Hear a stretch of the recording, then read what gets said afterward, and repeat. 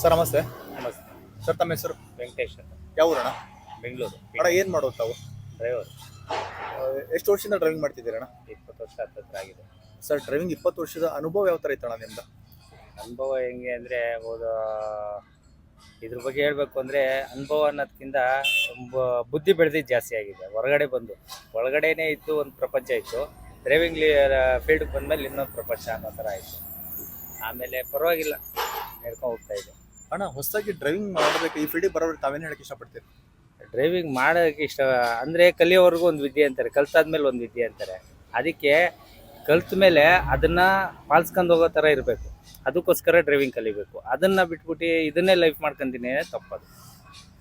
ಅಣ್ಣ ಇವಾಗ ನಿಮ್ಮ ಸ್ಯಾಲ್ರಿ ಅಂತ ಬಂದಾಗ ಯಾವ ಥರ ಇರುತ್ತೆ ಅಂತ ತಿಳ್ಕೊಬೋದಾ?